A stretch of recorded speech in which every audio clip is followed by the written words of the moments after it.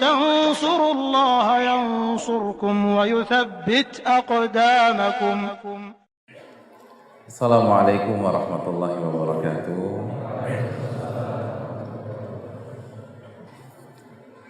Alhamdulillahi hamdan katsiran thayyiban mubarakan fi kama yuhibbu rabbuna wa yarda. Wassalatu wassalamu ala nabiyyina Muhammadin wa ala alihi wa sahbihi wa man sara ala nahjihi bi ihsanin ila yaumiddin wa ba'd. Allahumma inna nas'aluka ilman nafi'an wa na'udzubika min ilmin la yanfa'. Hadirin yang Allah muliakan, tidak ada kata yang pantas untuk kita tuturkan di awal pertemuan kita pada malam hari ini kecuali bersyukur kepada Allah Subhanahu wa taala atas segala nikmat dan karunia yang Allah berikan kepada kita, khususnya nikmat iman dan nikmat Islam, serta nikmat taufik sehingga kita bisa berkumpul di masjid yang semoga Allah berkahi ini dalam rangka meningkatkan iman kita dan takwa kita, sehingga semoga kita bisa mendapatkan husnul khatimah dan kembali berkumpul di surganya, amin ya rabbal alamin. Sebagaimana salawat dan salam semoga senantiasa tercurahkan kepada junjungan kita Nabi besar Nabi Muhammadin sallallahu alaihi wasallam beserta para keluarga, para sahabat, dan orang-orang yang istiqamah berjalan di bawah naungan sunnah beliau sampai hari kiamat kelak. Dan kita minta kepada Allah Subhanahu wa taala agar Allah menganugerahkan kepada kita ilmu yang bermanfaat, dan kita berlindung kepada Allah dari ilmu yang tidak bermanfaat, ilmu yang hanya sekedar retorika atau goresan-goresan pena, tapi tidak kita jawantahkan di dalam kehidupan kita sehari-hari. Hadirin yang Allah muliakan, selanjutnya kita berterima kasih kepada seluruh pihak DKM, panitia yang telah memfasilitasi kita sehingga kita bisa belajar bersama pada malam hari ini. Hadirin yang Allah muliakan, pada saat beberapa waktu yang lalu saya diminta untuk mengisi di kesempatan malam hari ini, saya memikirkan tema yang tepat untuk menjadi menu kita pada malam hari ini. Ada beberapa tema yang menjadi pertimbangan, dan akhirnya dipilihlah tema ketika masalah pun terurai. Terus terang, saya masih agak ragu, kira-kira temanya cocok gak ya buat antum semua. Namun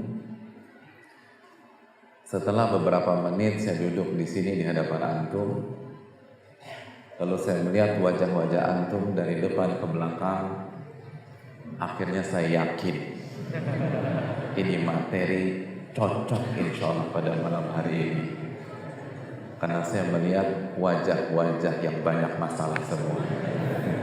Ini depan saya ini banyak masalah. Coba yang baper angkat tangan, yang tersinggung coba angkat tangan.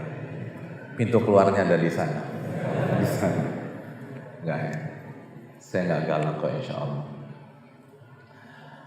Hadirin yang Allah muliakan, dan itu real. Hidup kita penuh dengan masalah. Tadi sesi curhat belum dibuka pun sudah mulai ada yang berani curhat. Masalah skripsi nggak selesai-selesai, kuliah nggak kelar-kelar. Itu baru masalah di yang berkaitan dengan akademik kita, belum masalah perjodohan yang nggak pernah diterima sama akhwat gitu. Padahal yang minggu lalu itu akhwat yang ke-17, tapi ditolak lagi dan ditolak lagi. Hadirin yang Allah muliakan,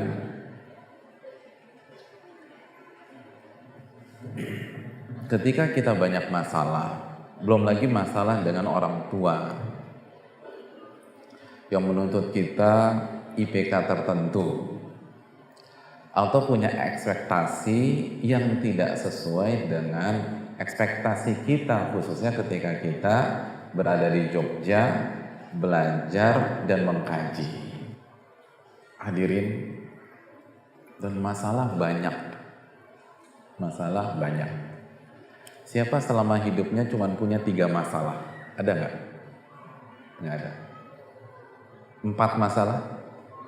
Enggak. 5? Berarti antum semua cuma punya 2 masalah? Atau 1? Pastinya tidak. Nah, pertanyaan saya adalah, punya banyak masalah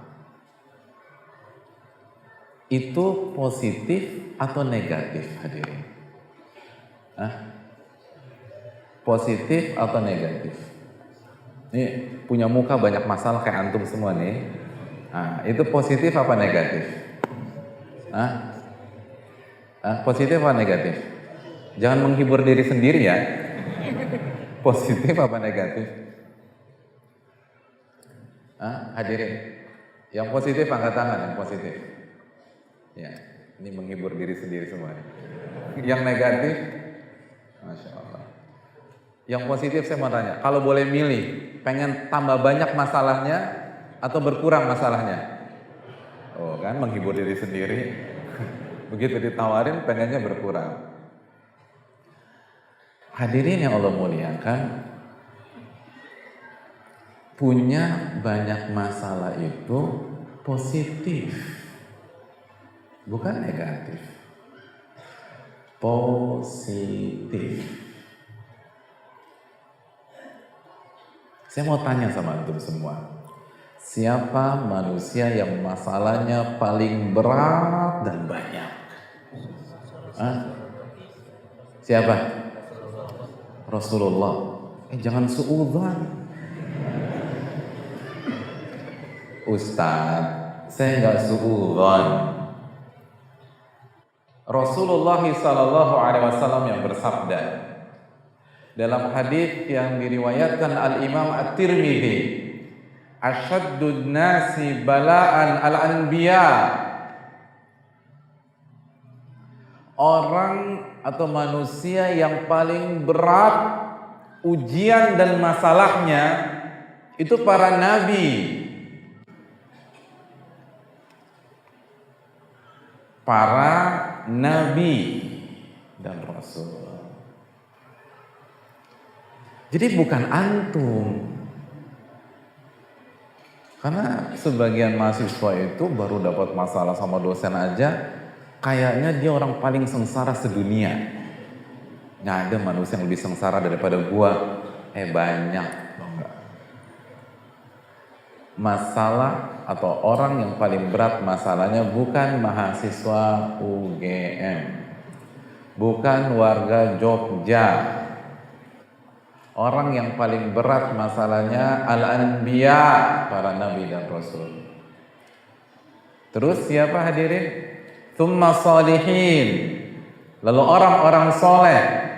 Tsummal amsal fal amsal, lalu kesolehan yang levelnya berikutnya, lalu kesolehan yang levelnya berikutnya.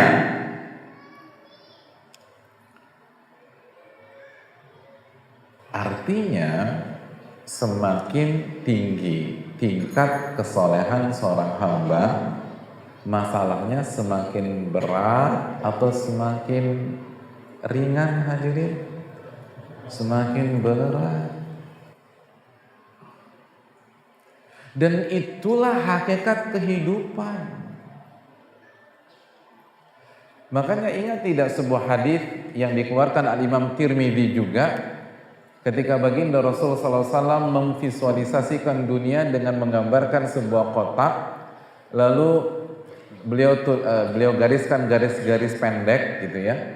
Lalu Nabi katakan ini masalah, dan tidaklah seseorang melewati masalah pertama kecuali ketemu masalah kedua.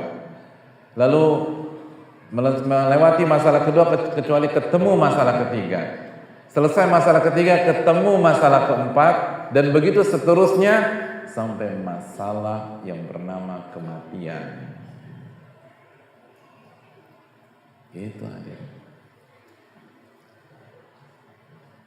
Yang namanya hidup itu isinya masalah. Jadi antum jangan senang dulu dan jangan terharu dulu kalau ketemu teman terus dia bilang, pokoknya bro, gua doain semoga mulai besok lu gak punya masalah lagi. Itu jangan diaminin. Itu artinya dia doain besok kita mati. Itu emang lo best friend gua, BFF ya, best friend forever gua deh. Lo itu bukan best friend, dia doain lo mati besok. Dan itu salah satu ucapan para ulama klasik kita dulu.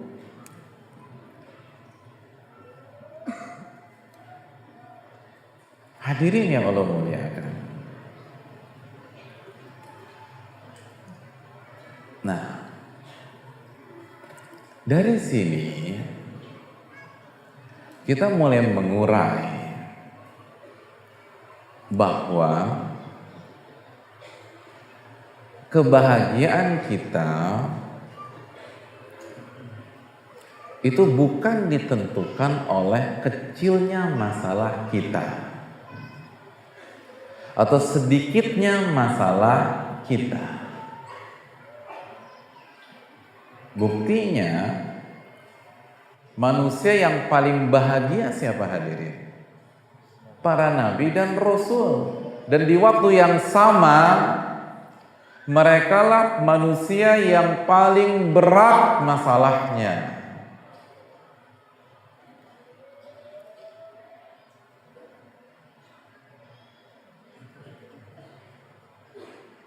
Jadi yang membuat orang sengsara, stres, depresi,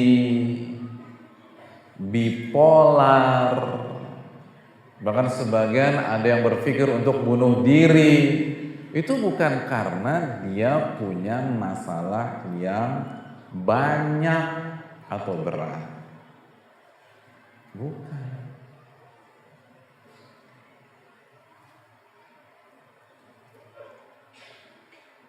Bukan seperti itu pola pikirnya. Bukan seperti itu.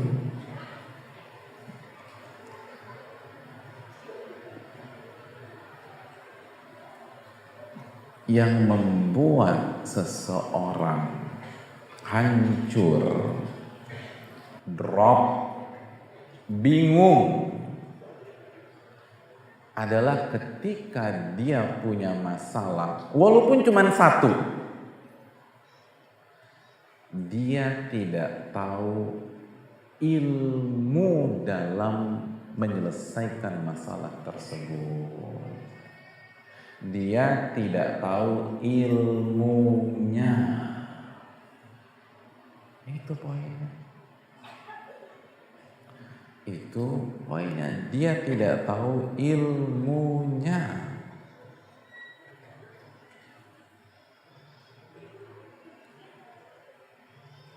Karena masalah seberat apapun, kalau kita tahu ilmunya, maka kita akan hadapi dengan sabar, tenang, dan nyaman.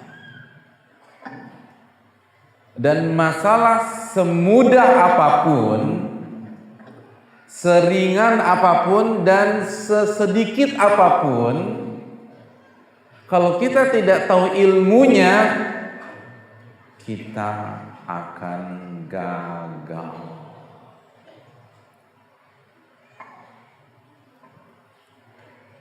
Itu hadirin.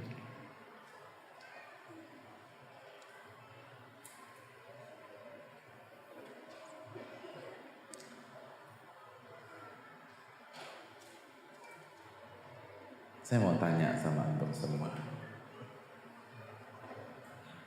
Waktu SMA dulu, mata pelajaran paling sulit, ribet, killer apa? Tata boga. Oh, berarti anak eksak semua tuh, ini hebat. Anak UGM. Hah? Luar biasa. Mata pelajaran favorit apa? Mata pelajaran favorit?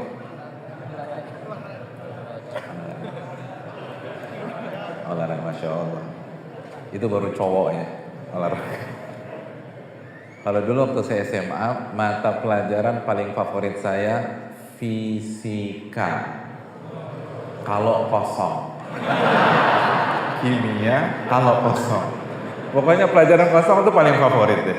Masya Allah. Tapi jangan ditiru ya, jangan ditiru.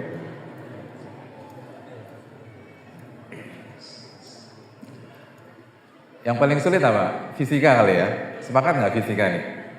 Sepakat ya. Nah, tapi yang fakultas fisika jangan tersinggung gitu loh.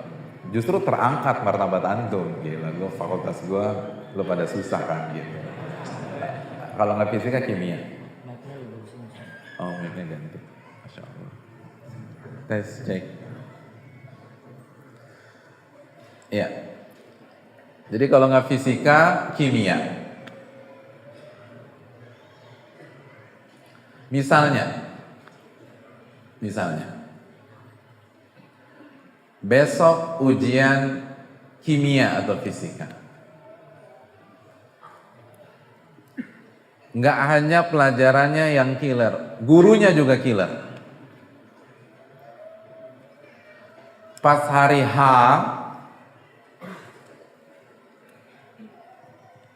kita duduk manis, lalu kita buka lembaran ujian,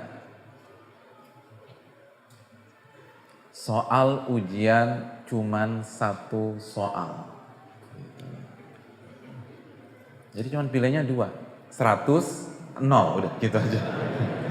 Nggak ada 8,5, 7,5 nggak ada. Kalau nggak 100, 0. Dan itu soal ujian tersulit dalam sejarah kehidupan kita sebagai anak manusia. Gitu. Udah drama belum ini? Udah ya, udah agak lebay gitu ya. Oh, ini paling susah. Kita nggak pernah lihat ujian sesusah ini.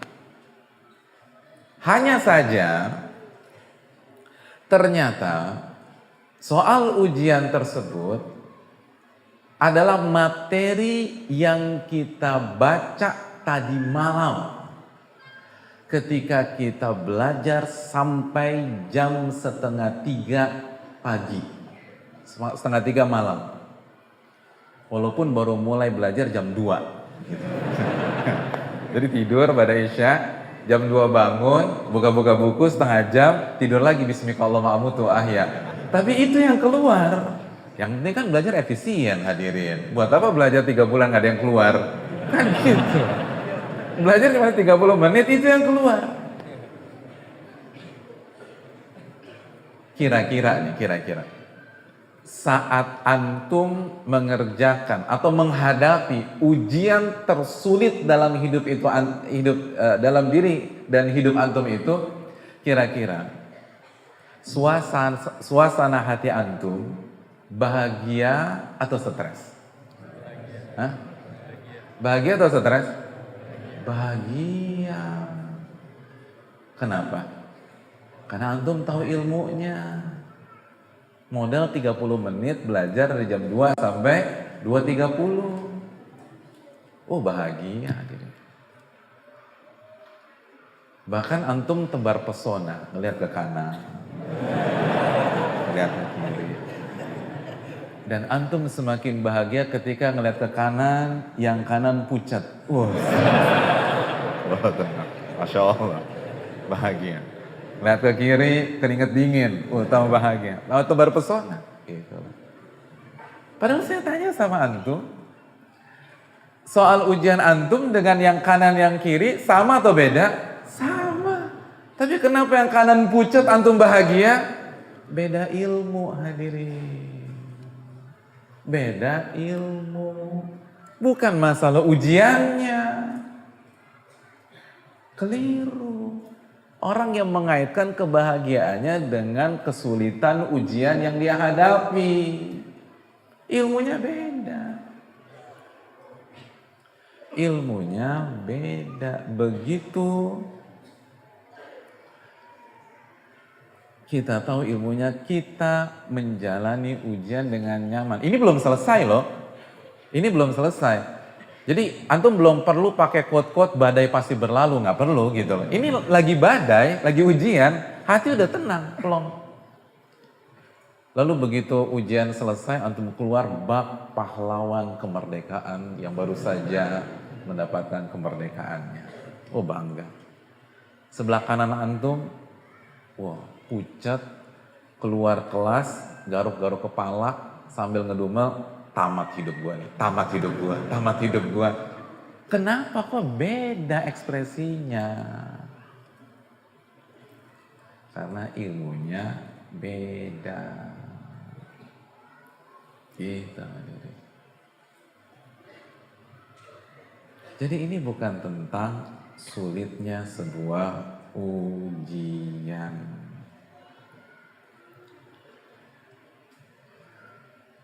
Sebaliknya hadirin.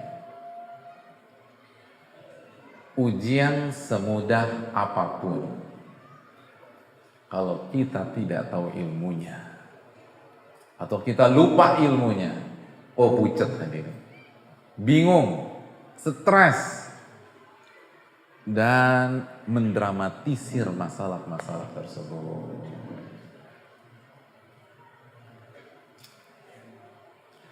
Saya mau tanya sama antum, kalau detik ini antum dikasih ujian matematik, sebutkan rumus keliling trapesium, apa jawabannya? Tuh kan, cengar-cengir. Padahal belum disuruh cengar-cengir. Gitu. Hah? Bingung kan? Tuh. Saya mau tanya, ini ujian sulit apa gampang? Level anak UGM atau level anak SD? Pelajaran bangun ruang itu belajar pas kapan hadirin? SD. Kenapa kita bingung? Antum masih bisa senyum-senyum karena saya kasih pertanyaan lalu saya lempar ke forum. Makanya pada senyum-senyum. Tapi kalau ana tunjuk muka antum langsung, jawab sekarang juga, oh pucat tuh hadirin. Pucat. Yolo, gua ditanya lagi gitu. Padahal ini ujian mudah.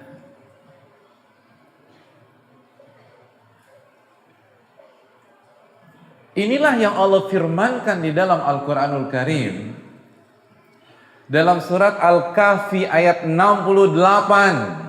Ketika Allah Subhanahu wa taala berfirman, "Wa kaifa tasbiru 'ala ma lam tuhit bihi khubra."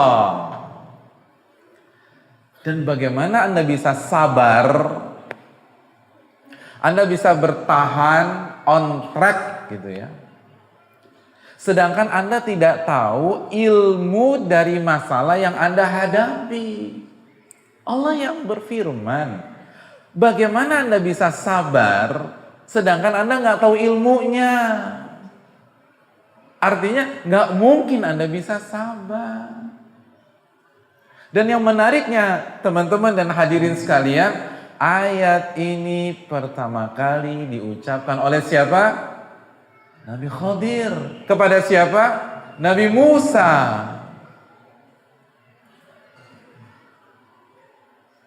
Ini kan Allah hikayatkan diskusi di antara mereka berdua di dalam Al-Quranul Karim, katakan bagaimana Anda bisa sabar sedangkan Anda nggak tahu ilmu dari apa yang saya lakukan. Yang pertama kali ditujukan oleh kalimat ini bukan kita, bukan warga Jogja, bukan anak UGM, bukan mahasiswa, bukan para jomblo. Kok agak beda sih kalau kita bicara jomblo? Saya emang sudah jomblo tuh di mana-mana sinyalnya tuh kuat tadi, masya Allah. itu suasana langsung berubah. Tapi bukan itu materi kita, tenang aja. Tapi pertama kali ditunjukkan kepada Nabi Musa. Nah kalau Nabi Musa saja tidak bisa, kan akhirnya nggak bisa ngikut lagi. Karena tidak tahu ilmunya, karena syariat mereka berbeda, mungkinkah kita bisa menguraikan masalah-masalah hidup kita sedangkan kita tidak tahu ilmunya? Mustahil. Mustahil, nggak mungkin. Tidak mungkin. Maka kita harus tahu ilmu dari masalah-masalah tersebut. Hadirin yang Allah muliakan. Kita lanjutkan. Saya kasih analogi lagi. Kalau kita menghadapi ujian fisika, yang paling tahu kunci jawabannya siapa? Guru fisika atau guru olahraga? Hah? Yang paling tahu kunci jawabannya? Hah? Guru fisika. Kenapa tuh? Simple, karena dia yang buat ujiannya. Nah simpel aja hadirin sekalian.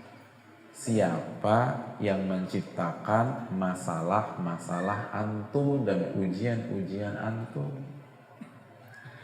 Siapa yang menciptakan ujian kehidupan kita selama kita jadi mahasiswa? Siapa yang menciptakan ujian hidup kita ketika kita menjomblo misalnya? Pada saat belum ada seorang pria sejati mengetuk pintu rumah kita untuk melamar kita sebagai separuh agamanya. Lalu siapa yang menciptakan ujian dan masalah rumah tangga tersebut? Allah berfirman dalam surat Al-Mulk ayat 14, "Ala ya'lamu man khalaqa wa huwal latiful khabir." Bukankah yang menciptakan Anda lebih tahu tentang Anda? Yang menciptakan Anda, yang menciptakan kita itu lebih ngerti hadirin. Lebih ngerti. Gitu aja hadirin. Ini yang perlu kita camkan. Ujian kehidupan itu Allah yang ciptakan. Nah inilah blind spotnya manusia. Khususnya ketika dia pintar dan cerdas di sebuah bidang. Dia pikir ketika dia berprestasi di sebuah bidang atau fakultas, dia bisa menjawab seluruh ujian-ujian kehidupannya. Padahal hari ini ilmu itu bagannya kerucut hadirin. Semakin tingkatan akademis kita atau pendidikan formal kita semakin tinggi, semakin mengkerucut. Karena hari ini era spesialisasi, bukan menguasai seluruh cabang ilmu pengetahuan. Gitu hadirin.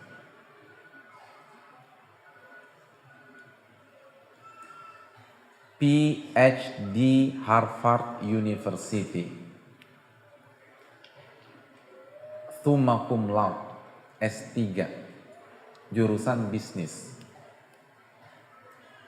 Kalau diadu buat gudeg, Jogja yang favorit gudeg apa?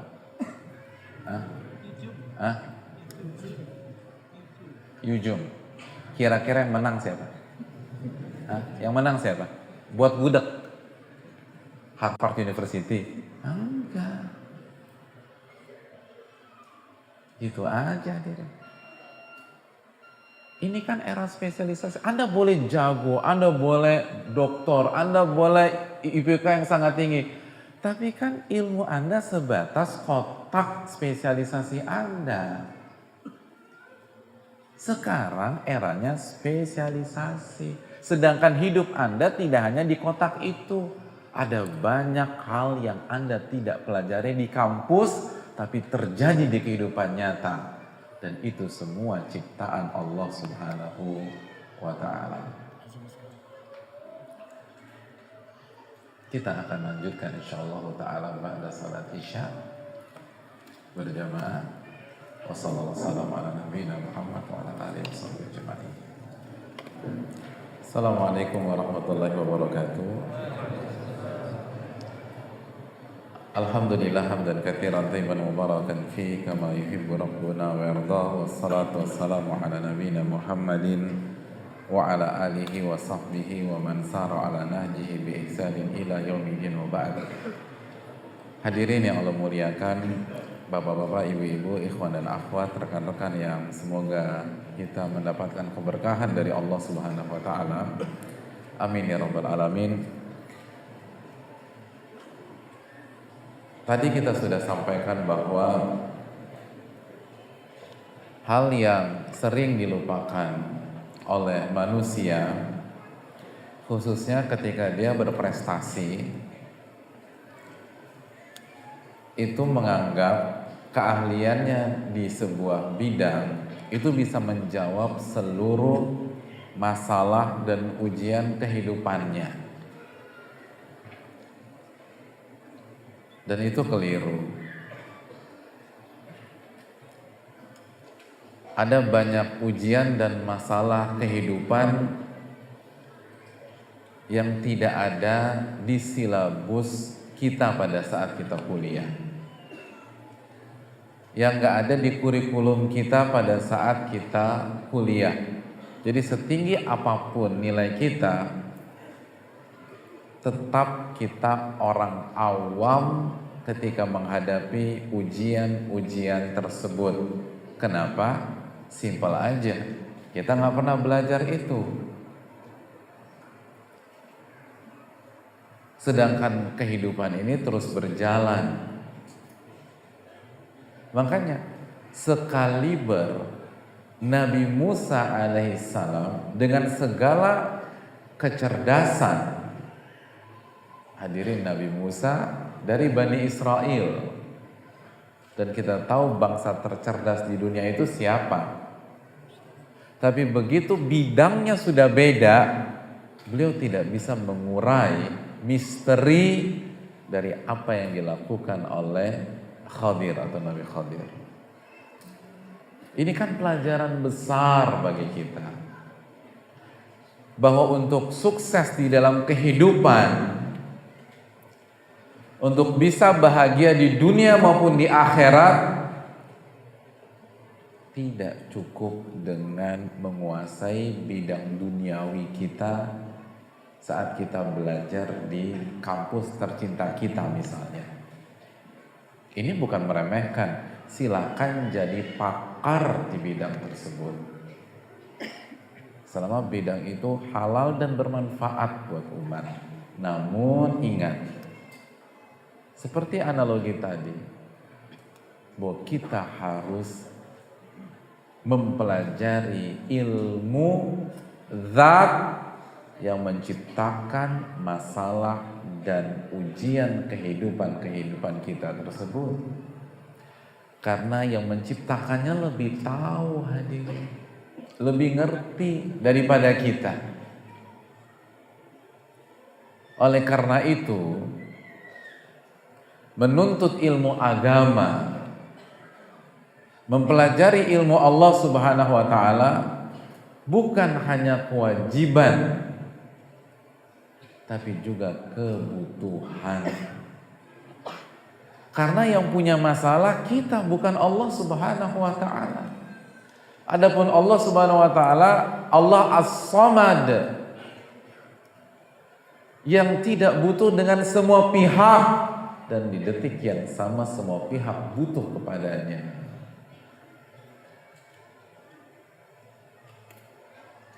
Belajar atau nggak belajar kita, datang ke majelis ilmu atau absen, itu masalah akan jalan terus, jalan terus, jalan terus, jalan terus.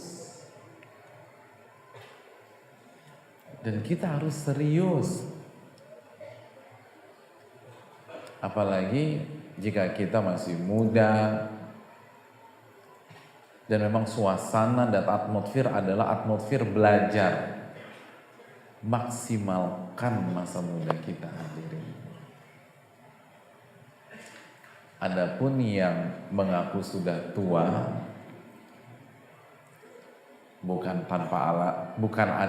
itu bukan alasan juga. Bukankah para sahabat Nabi SAW belajar ketika usia mereka sudah memasuki usia matang, sebagaimana yang dijelaskan Al-Imam Al-Bukhari dalam kitab sahihnya. Dan ini menunjukkan belajar ilmu agama harus serius hadirin. Dan usahakan kita duduk di majelis-majelis rutin. Kenapa? Simpel aja. Saya ingin tanya, masalah dan ujian hidup antum rutin apa enggak? Ya udah, berarti ilmunya juga harus rutin. Kecuali kalau masalah antum datangnya sebulan sekali. Coba siapa yang masalah hidupnya sebulan sekali? Angkat tangan. Hah? Yang sebulan sekali? Ada? Nggak ada. Sebulan 2 kali. Pokoknya aku tuh punya masalah Ustadz, selalu datangnya sebulan sekali, pas hari Senin. Nggak ada. Masalah kita tiap hari. Masa ilmu kita nambahnya sebulan sekali? Ada yang ilmunya nambah kalau ada tablik akbar aja. Ada orang yang ilmunya nambah apabila hanya ada ustadz dari luar Jogja saja yang datang. Hadirin, itu ujian datang tiap hari. Itu harus ada solusinya. Kalau enggak numpuk dan membahayakan masa depan kita di dunia maupun di akhirat. Dan kita tidak akan berkembang kecuali rutin. Makanya salah satu kaedah para ulama di antara yang menyampaikan ini seperti Syekh Shalih Al-Utsaimin, man thabata nabat. Barang siapa yang kokoh di satu titik, dia yang akan tumbuh. Itu kaedah kehidupan. Antum punya benih. Terus antum tanam di sebuah spot tanah. Tanam nih. Dia tanam, seminggu kemudian antum gali lagi, benihnya antum ambil, antum tanam ke spot yang jaraknya 10 meter dari spot yang pertama, titik yang pertama. Udah 1 minggu, antum cabut lagi, terus antum taruh benih itu ke titik tanah yang ketiga, jaraknya 30 meter di depan titik yang kedua. Udah itu 1 minggu, terus antum gali lagi. Lalu benih itu antum pindahkan ke titik atau spot keempat yang jaraknya 50 meter dari titik yang ketiga. Kira-kira tuh benih tumbuh apa enggak? Ya nggak mungkin tumbuh. Caranya gimana biar benih itu tumbuh? Cari tanah yang gembur subur, tanam, rawat itu. Jangan diotak-atik, jangan dipindah-pindahin. Udah dirawat, disiram, dijaga. Nah begitu hadirin. Ilmu juga begitu kata para ulama. Tentukan kajian rutin kita istiqomah. Baru akan tumbuh. Baru akan tumbuh.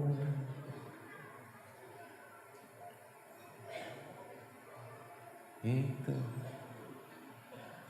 Adapun hanya mengandalkan, walaupun kajian tematik itu penting, tablik akbar itu penting, tapi untuk tumbuh dan bisa menjawab seluruh masalah kehidupan, kita harus masuk ke kajian rutin. Gitu aja. Siapa yang anak gym di sini? Anak gym. Yang nge-gym gimana? Yang perutnya six pack siapa ini? Cowok kan paling suka ya kalau udah bicara six pack sekarang. Nggak ada. Semuanya one pack aja. Ya, sama kayak saya. Hadirin, kalau ke gymnya sebulan sekali, kira-kira tuh perut six pack apa enggak? Nggak mungkin. Nggak ada ceritanya. Itu harus rutin.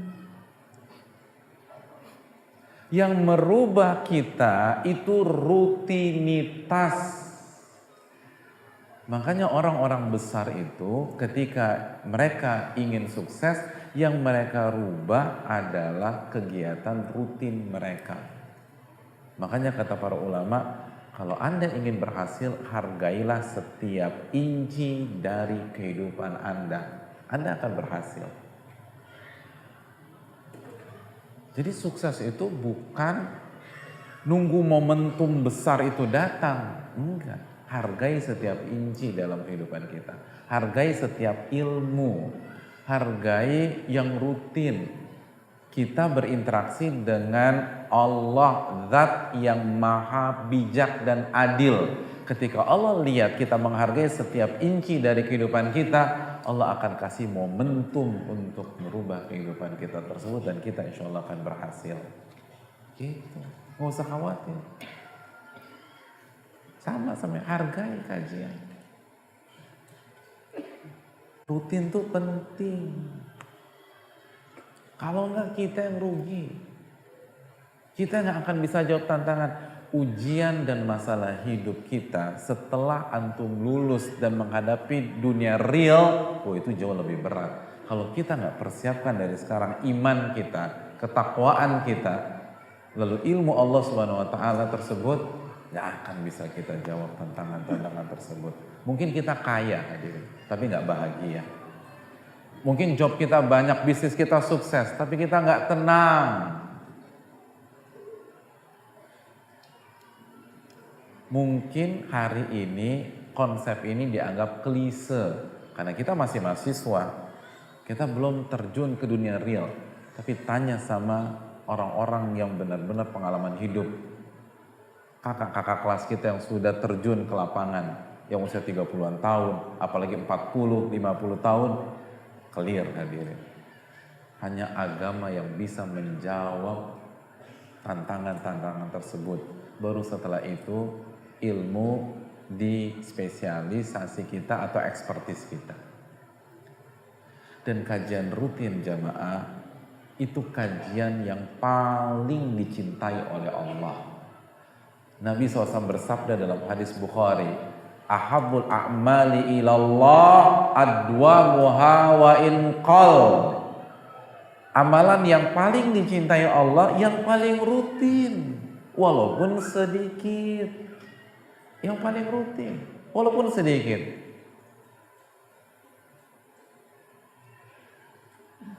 Ketika menjelaskan hadis ini, Al-Hafidh Ibnu Hajar dalam kitabnya Fathul Bari menjelaskan keterangan para ulama bahwa yang dimaksud ahabul a'mali ilallah, yang paling Allah cintai, maksudnya yang paling besar pahalanya. Yang paling besar pahalanya, yang paling Allah cinta itu yang rutin, karena itu yang ngerubah, itu yang membuat kita berkembang, itu yang membuat kita menjadi orang cerdas lahir dan batin. Itu Oleh karena itu jamaah yang Allah muliakan, kalau ingin masalah itu terurai, serius belajar. Serius. Mumpung masih ada kesempatan, mumpung kita dikasih anugerah oleh Allah hidup di kota yang majelis ilmunya banyak, pilihlah majelis tersebut selama majelis itu mengajarkan tuntunan Nabi kita Shallallahu Alaihi Wasallam.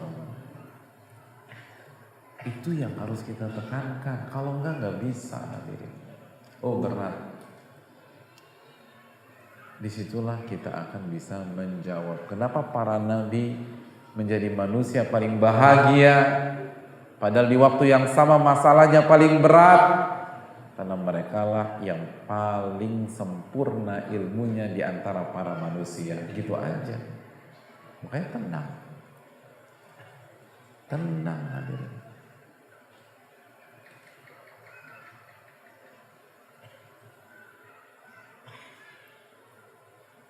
Orang kaya depresi banyak aja. Orang cerdas stres banyak. Tapi antum pernah baca riwayat Nabi stres dan depresi hadirin? Karena overdosis mengkaji Al-Quran? Gak ada. Padahal ayatnya itu-itu aja. Gak ada Al-Quran edisi revisi. Ayatnya itu aja. Tapi lihat apa kata Allah Subhanahu wa taala dalam surat Al-Anfal ayat 2. Innamal mu'minuna alladzina idza dzukirallahu wajilat qulubuhum wa idza tuliyat 'alaihim ayatuhu zadatuhum imanan. Sesungguhnya orang-orang beriman itu apabila diingatkan tentang Allah hatinya bergetar hadirin. Dan apabila dibacakan ayat-ayat Allah, imannya nambah. Bukan rasa jenuhnya nambah, imannya nambah.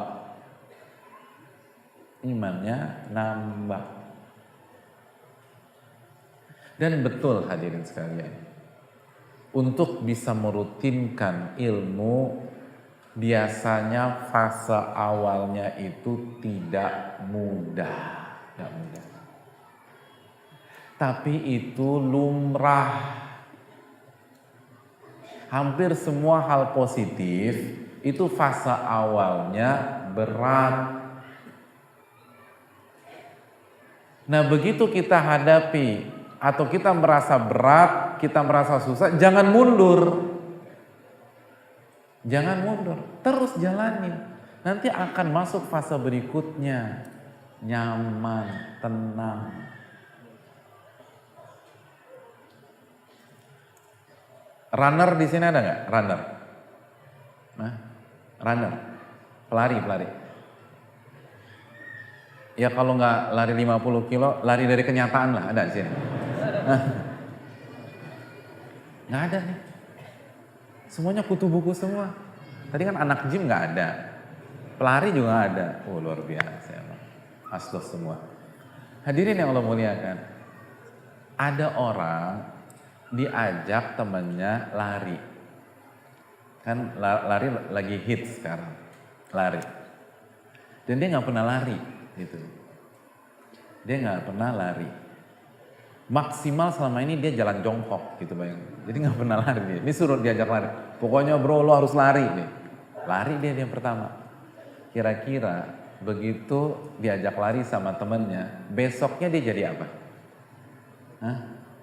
Jadi pesakitan hadirin. Itu pegel dari ujung ubun-ubun sampai jempol kaki. Berantakan semua tuh. Sama, gak pernah nge-gym misalnya, diajak nge-gym. Oh itu sakit semua. Nah pas sakit semua, jangan mundur. Besoknya latihan lagi. Itu wajar. Semua fase awal tuh gak enak. Semua fase awal gak enak. Gue tobat deh. Gila gue sakit semua nih. Gue berhenti. Gak akan maju. Nanti 3 bulan lagi Aduh tapi berat badan aku naik lagi nih, aku mau ngelari, nge-gym, nanti pegel-pegel lagi. Sama orang mau belajar gitu. Aduh enggak deh, susah, belajar susah. Tapi 4 bulan lagi coba lagi. Rasa susah mundur. Jadi dapatnya cuma fase sakitnya doang. Fase sakit terus karena nggak pernah move on dari fase awal. Walaupun berat, jalan terus. Sama, semua bidang begitu. Berenang misalnya, atau mau hobi berenang. Hari-hari pertama berenang gimana ceritanya? Gitu. Hari-hari pertama, pernah les berenang nggak? Pernah. Hari-hari pertama gaya apa hadirin? Paling gaya doang antum jagonya, gaya batu sama gaya bebas banget udah. Nggak karu-karuan tuh gaya. Iya kan, bebas banget. Nah begitu berantakan dan akhirnya antum minum air kaporit itu, antum tahu kan kandungan air kaporit itu apa aja? Itu kan kolam berenang umum kan misteri hadirin. Jarang banget ada orang naik hanya untuk pipis atau ke toilet, kan begitu hadirin. Jadi antum bisa bayangin itu airnya kandungannya apa aja. Terus antum minum tuh di hari-hari pertama, itu jangan mundur, coba lagi. Kalau enggak kan gak bisa berenang. Itu semua perenang tuh pasti ngalamin begitu. Berat, fase awal tuh berat. Jadi penuntut ilmu itu emang gak mudah. Semua orang sukses tuh minoritas hadirin. Gak ada juara satu mayoritas tuh gak ada. Gitu loh. Gak ada. Jogja Marathon diikuti oleh 300 pelari. Lalu setelah 5 jam lari, yang juara satu ada 297 pelari. Satu juara 2, satu juara 3. Kan gak ada. Seluruh juara satu itu satu orang. Kenapa yang berhasil itu minoritas? Karena emang susah. Yang keterima di UGM minoritas gitu aja. Dari yang daftar. Semua orang sukses tuh minoritas. Sama, pengen berhasil dunia akhirat, ya gak mudah hadirin. Gak mudah. Ala inna sil'atallahi al-ghaliyah. Ala inna sil'atallahi al-jannah. Ketahuilah yang Allah tawarkan tuh mahal. Yang Allah tawarkan surga.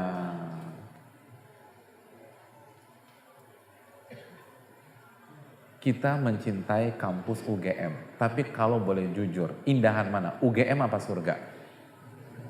Hah? Berat pertanyaannya. Lebih indah mana? UGM atau surga? Surga. Kalau masuk UGM aja susahnya setengah mati, masa masuk surga gampang hadirin? Itu akal sehat mana yang bisa terima? Kalau masuk PTN, di Indonesia susah, masa masuk salah satu universitas Ivy League, antum tahu lah itu universitas apa aja, masa gampang? Kan gak mungkin hadirin. Kalau masuk PTN itu sulit, masa masuk Stanford itu gampang? Kan gak mungkin. Kenapa? Karena mereka lebih tinggi daripada di sini, gitu aja, bukan merendahkan di sini. Nah, mana yang lebih tinggi dari surga? Pertanyaannya. Mungkinkah surga hanya didapat dengan modal pendengar setia khutbah Jumat tanpa ditambah dengan majelis-majelis yang lain? Itu pun tidur hadirin. Tidur nih, khutbah Jumat tidur. Oleh karena itu hadirin sekalian yang Allah muliakan, coba kita renungkan. Jujurlah. Karena kita boleh cari alasan sama manusia, bisa lah. Antum pinter-pinter, jago lah. Berdebat, cari 1001 alasan, jago. Tapi kan kita mati juga. Bisa tuh alasan sama mungkar nakir. Bisa beralasan dengan Rabbul Alamin. Gak ada gunanya hadirin. Tapi sekarang mah jago udah. Paling top sudah. Kalau argumentasi, kalau cari justifikasi. Tapi ada sebuah hari Anda gak bisa gunakan kemampuan mendebat hal tersebut. Kecuali kita sampaikan yang sejujur-jujurnya. Oleh karena itu hadirin sekalian, cara mengurai masalah demi masalah itu dengan ilmu. Wa kaifa tasbiru ala ma lam tuhit bihi khubra. Al-Kahfi ayat 68. Bagaimana Anda bisa sabar bertahan menghadapi masalah tersebut sedangkan Anda nggak tahu ilmu tentang masalah tersebut. Nah karena masalah kita datangnya rutin, maka ilmunya harus rutin. Jangan loncat-loncat. Walaupun tematik nggak masalah, refreshing, penyegaran, tapi harus ada kajian rutin. Ini untuk kebaikan kita sendiri. Alhamdulillah materi yang telah disampaikan oleh Ustaz, dan sekarang kita masuk sesi tanya jawab. Saat ini ada pertanyaan seputar masalah anak ya. Ya. Saya dulu pernah pacaran dan melakukan kemaksiatan bersama pacar saya. Alhamdulillah sekarang saya sudah hijrah dan meninggalkannya, tapi saya kadang terpikir untuk tanggung jawab atau menikahi pacar saya karena saya sudah melakukan kemaksiatan bersamanya. Apa saya wajib bertanggung jawab Ustaz? Bagaimana cara untuk melupakan kemaksiatan tersebut?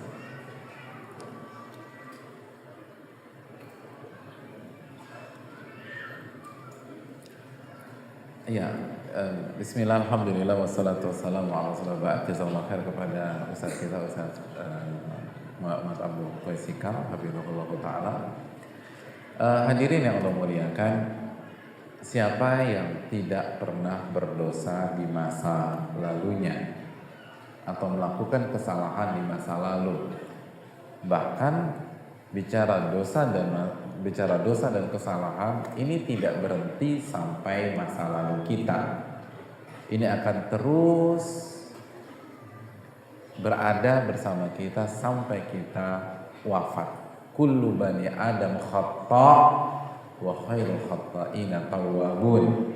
Setiap anak Adam banyak sekali melakukan kesalahan, banyak sekali melakukan kekhilafan, dan sebaik-baik mereka yang banyak sekali melakukan kesalahan itu adalah yang paling banyak bertaubat kepada Allah Subhanahu wa ta'ala.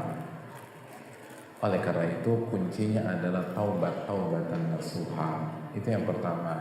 Yang kedua, bukan syarat taubat menikahi mantan kita tersebut. Jadi bukan syarat taubat antum harus menikahi mantan antum itu. Karena syarat taubat itu adalah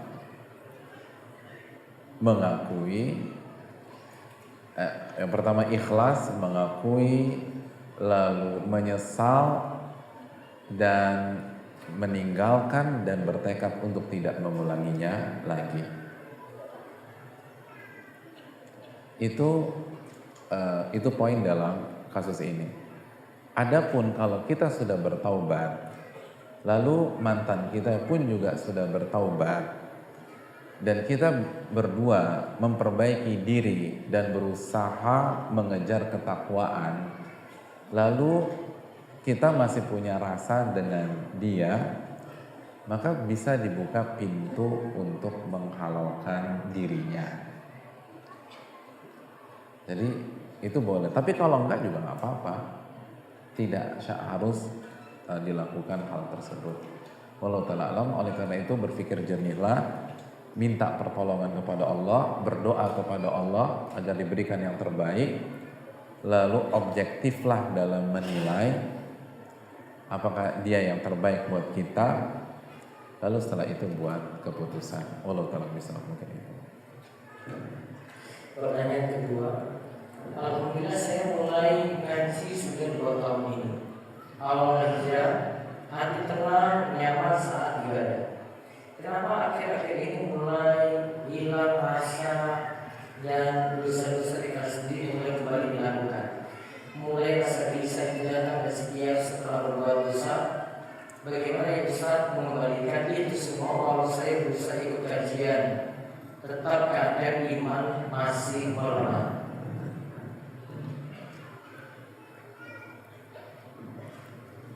Iya, terima kasih atas pertanyaannya dan juga terima kasih kepada Ustadz kita, Ustadz Muhammad Abdul Qaisikal, hafizahullah ta'ala. Hadirin yang Allah muliakan, fenomena seperti itu banyak banget. Begitu awal-awal hijrah itu kayaknya semangat luar biasa, hamasah luar biasa. Lalu semua dikejar, sholat malam, nangis. Tapi begitu berjalan, satu demi satu pudar. Satu demi satu pudar. Ini kasus banyak sekali hadirin. Ini menunjukkan bahwa istiqomah itu sulit. Bahkan kata para ulama, perintah terberat yang pernah diterima oleh Rasul Sallallahu Alaihi Wasallam adalah istiqomah. Fastaqim kama umirt, dan maka istiqomahlah engkau sebagaimana Allah perintahkan. Istiqomah paling susah. Perintah terberat bukan sholat malam, tapi istiqomah dalam sholat malam.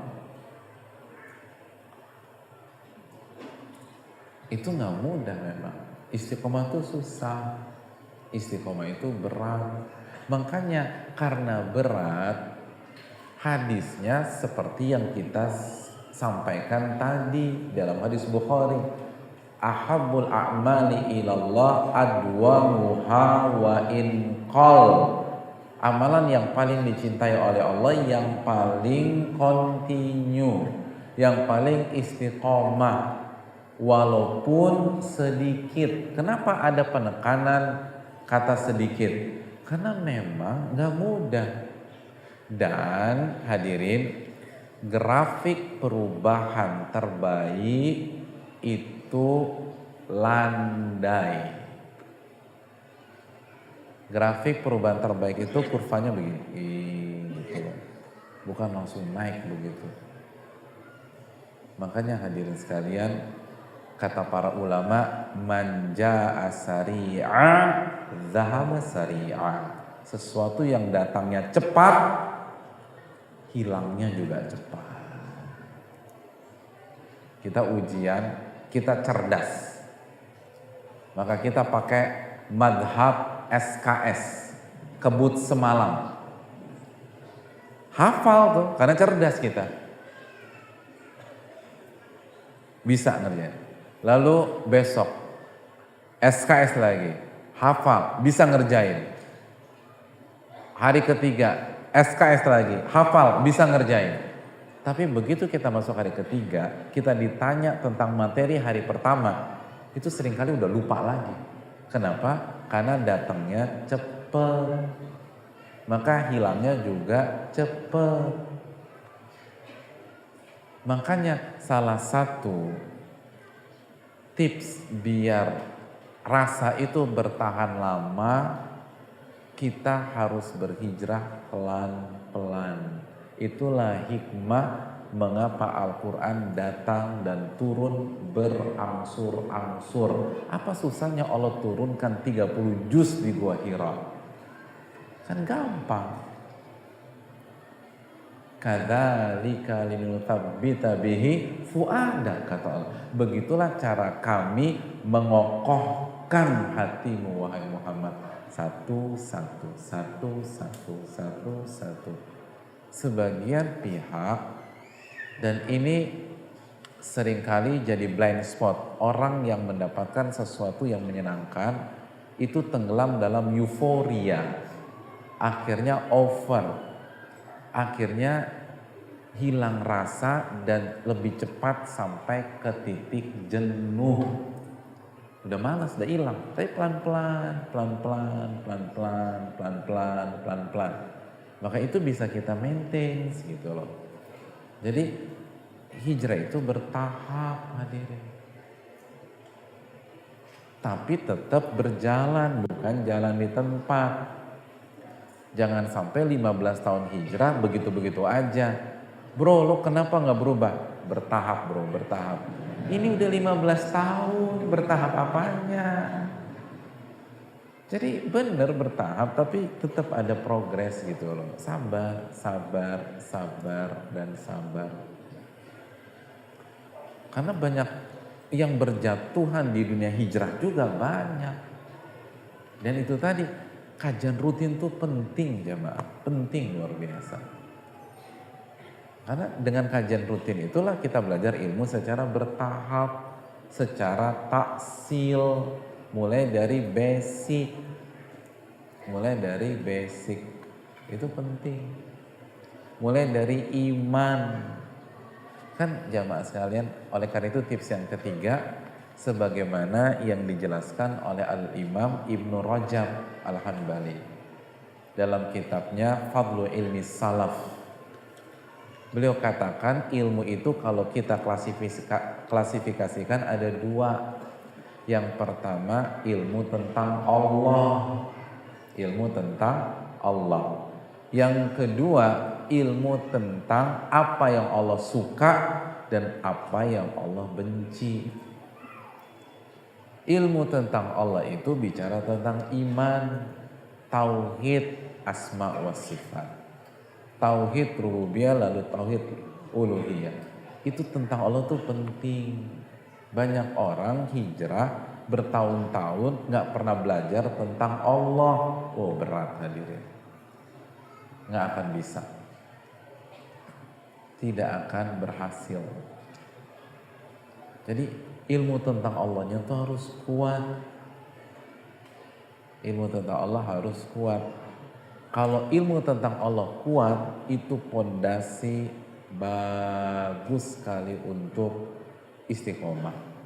Makanya yang pertama kali dipelajari itu basic, pondasi. Dan membangun pondasi itu tidak cepat. Walaupun terkesan mempelajari pondasi itu kurang seru, terkesan. Contoh,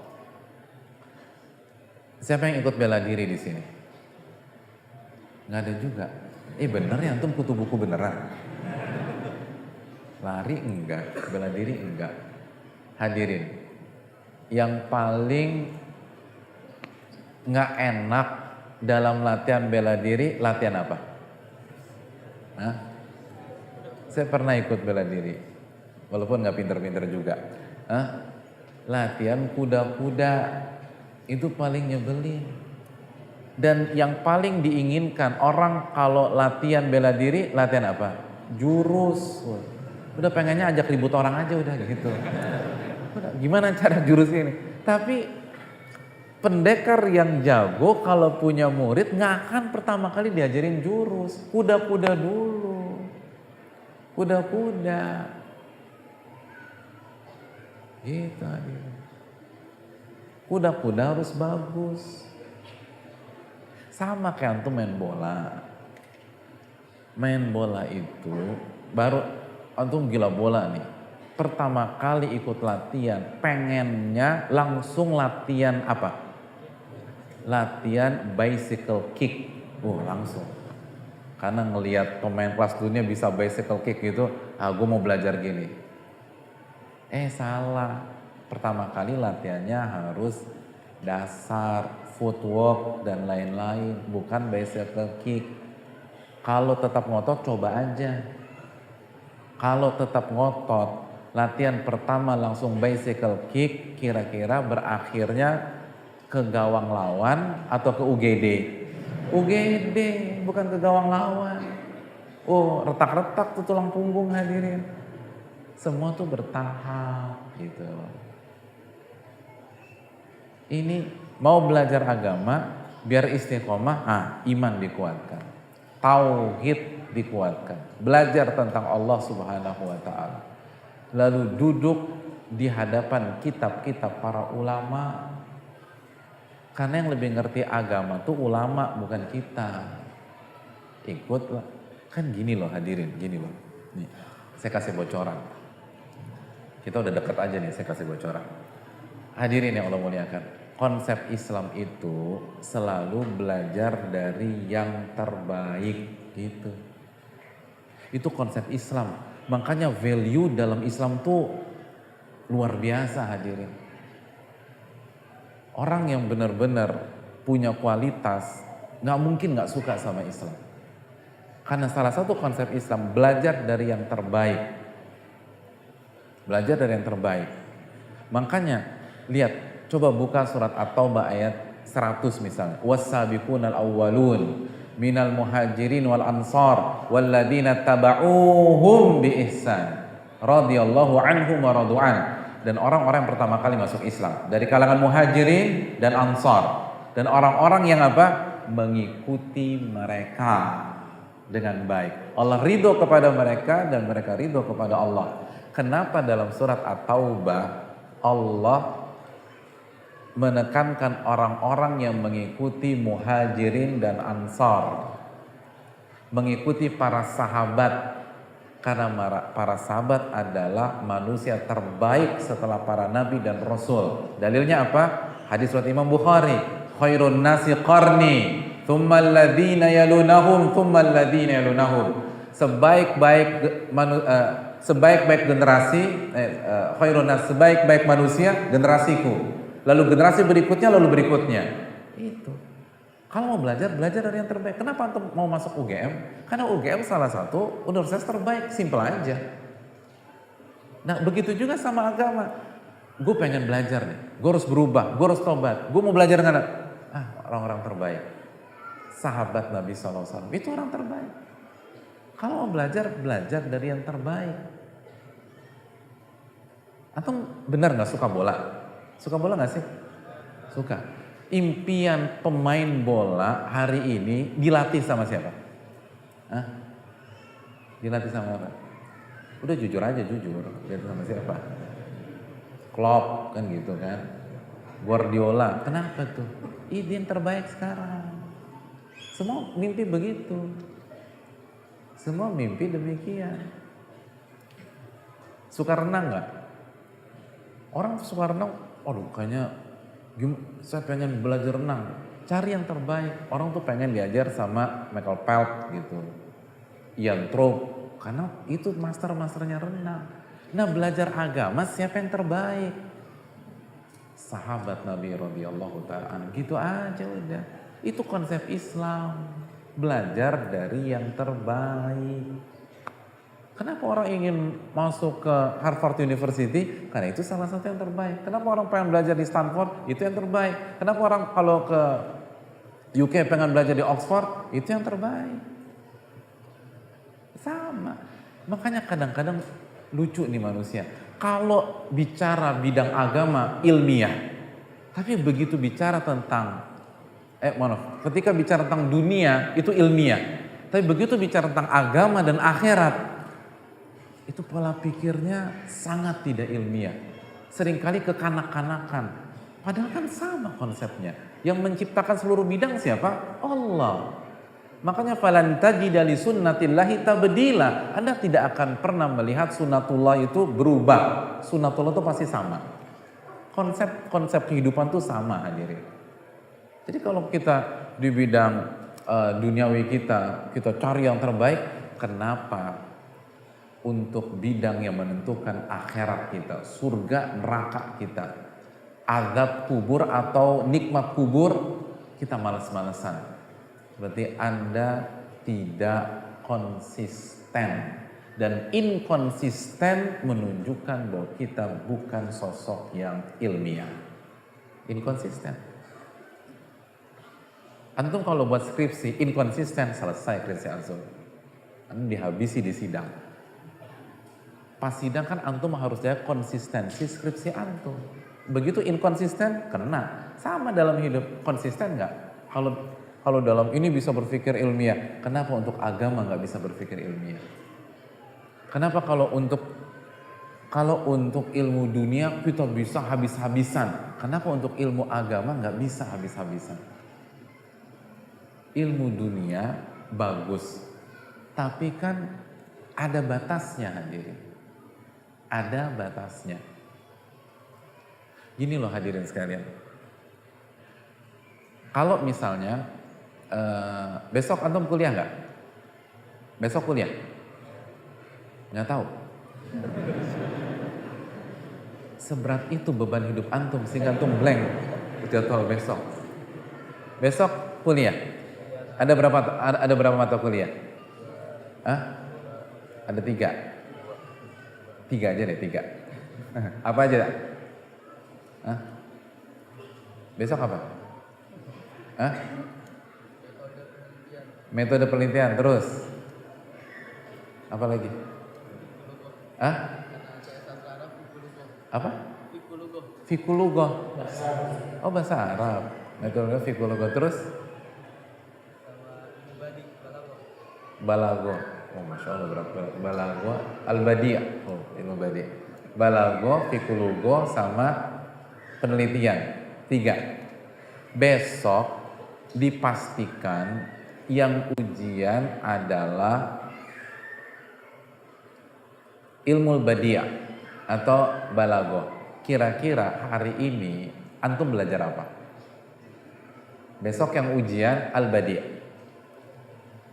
Tapi materi antum nggak familiar banget sama yang lain. Kita cari yang familiar aja ya. Yang lain pada bohong. Itu dunia apa sih Pak Ustaz? Oke, misalnya besok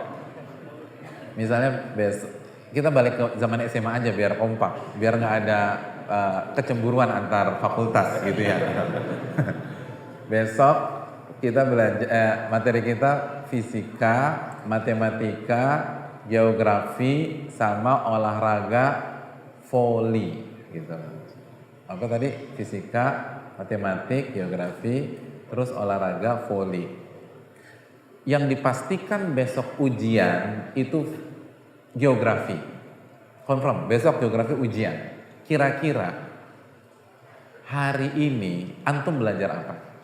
Atau bahasa yang lebih spesifik, hari ini antum prioritaskan belajar apa? Belajar geografi atau belajar nyemes? Belajar apa? Kalau cerdas, kalau logika ilmiah, belajar apa? Geografi. Kenapa? Karena yang pasti ujian besok geografi. Kan begitu ya, benar gak sih? Kalau saya salah mau diluruskan ya. Antum belajar yang lain, tapi antum prioritaskan ini karena besok ini yang pasti. Nah sekarang saya tanya, masa depan antum. Siapa yang tahu masa depan antum? Akan jadi apa antum ke depan? Dan betapa banyak yang fakultas A, lalu nanti bidangnya B. Banyak apa enggak? Banyak. Salah satunya di depan antum ini, beliau ini, senior kita dan guru kita bersama.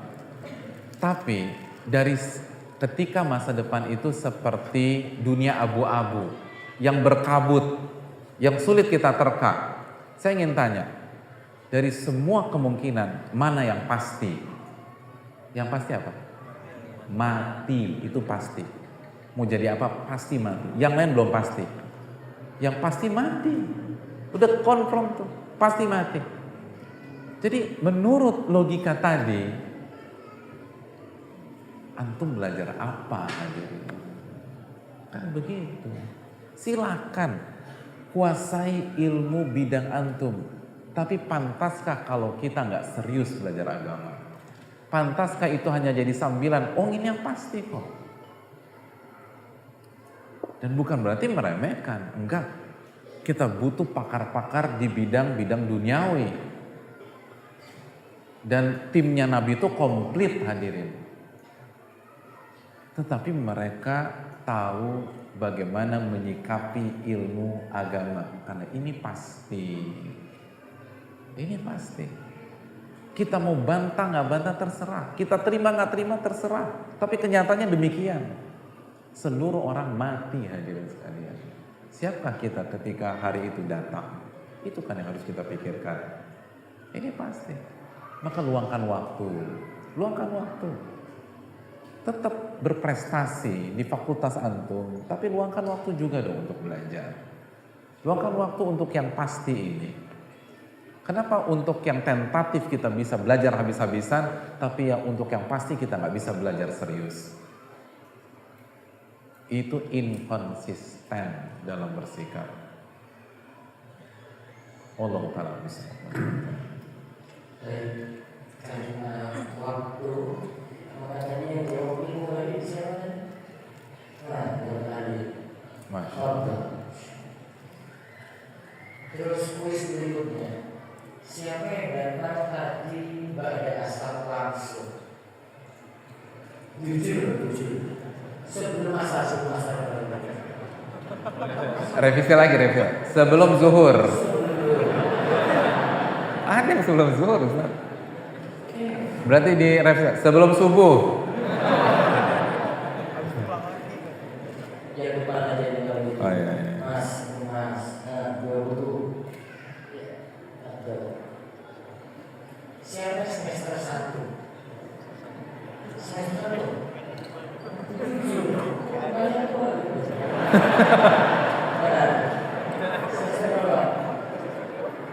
Semester 1. Jurusan? Iya, semester 2. Jurusan apa? Teknik industri. Aku teknik kimia ya. Ambil. Siapa yang bulan ini mau nikah? Ya itu angkat tangan aja kan mau. Ada apa enggak urusan belakangan. Oh udah ada. Bulan ini? Hah? Baru nazar? Belum. Sudah kemungkinan ditolak.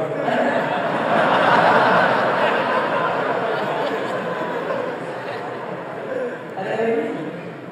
Hah? Awal Maret. Undangan sudah? Sudah? Masya Allah. Masih dua yang terjadi konten. Nah, saya kan jurusan teknik kimia UB.